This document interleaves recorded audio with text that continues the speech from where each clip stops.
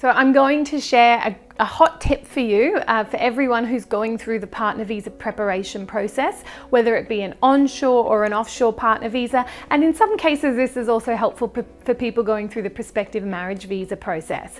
I can't take all of the credit for the use of the whiteboard. This comes from a couple that we are working with at the moment. But it's a really good idea to flesh out the evidence from the beginning. And when you meet with a registered migration agent, this is something that the migration agent will do with you as well, to give you advice about what might be the right partner visa category for you. But when immigration looks at a partner visa and decides whether they believe a relationship is genuine and continuing, some of the things they have regard for is what they call the 4 pillars or the 4 aspects of a relationship. So that is the financial aspects, the social aspects, the nature of your household, and the nature of your commitment to each other. So a migration agent naturally will do this when they're giving you advice. They'll be working through each of those sections, but for you at home, this is a really great way for you to go through and work out what kind of evidence you're going to have to put your partner visa application together. So if you divide, this could be a piece of paper. The couple that shared this hot tip with me recently have a whiteboard up at home. Super ambitious and really hardworking. So if you divided it up into 4 categories, and each category represents one aspect of the relationship. So for example, we'll have financial, we'll have social aspects, and these are in no particular order because it's not as if one is more important than the other. Immigration doesn't give more priority to the other. They look at them all across the board. And in addition to that, if one is stronger than the other, they don't have to be equally strong. So on the whole, however, and in conjunction with other aspects of the relationship and the criteria, immigration must be satisfied that it's a genuine and continuing relationship. So we've got financial, social aspects, we've got nature of the household, and nature of your commitment. Now I'm going to give you some examples. I'm going to think up some examples from my life with my partner.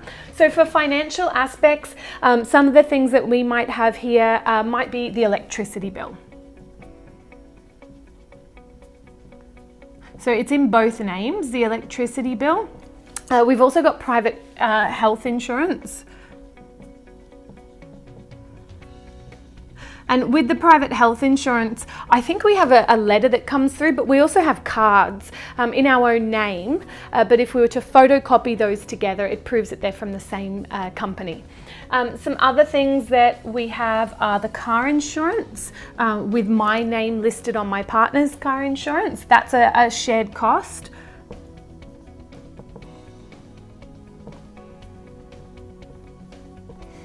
Joint bank account.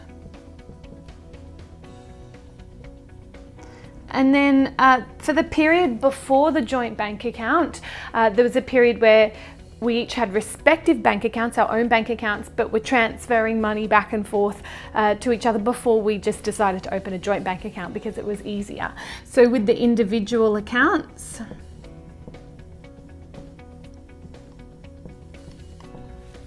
now for social aspects, I mean, if you have a really great big whiteboard, this list could go on and on. In terms of social aspects, so there's photos, loads of photos. There's a WeChat, which is kind of, WeChat is a little bit like WhatsApp. So it's a WeChat group among shared friends. There's also Facebook. There's a local RSL that we go to with some of my family for dinner every now and again, and we each have a membership card that gets us discounts when we go for dinner there. So it would be RSL cards. Other things that we might have, we went to it was like a ball, like a charity ball, so we both had tickets to that. And I've been to my partner's Christmas party previously. So the Christmas party invite. commitment. So engagement ring.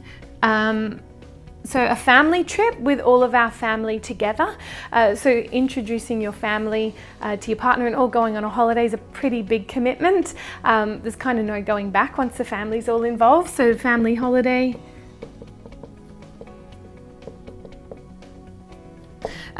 We'd also added each other to life insurance.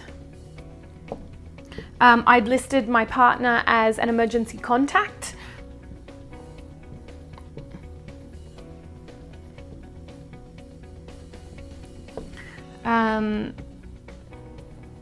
Wedding, if this is just an example, wedding or marriage. Now, please, if you're reading this or watching this, please don't freak out. The intention of this exercise is to give you an example of how to work through the evidence. It's preferable that you start with working through this list with a migration agent, but when you get home and start to put all of the material together, it's a great idea to work through like this. Have somewhere written out, whether it be on a whiteboard, a piece of paper, in a notebook, but this is a really great way to work through what you've got and to keep you focused. Household would be shared mail, at home, our veggie garden, the dog, Rego, showing shared care of the dog. So these are just examples. In any case, really great to break it out into the 4 aspects and start from there when collating your evidence. You will find that some are going to cross over, so you could potentially list them in 2 different sections. But in any case, yeah, this is a really great way to start planning, so I hope it helps.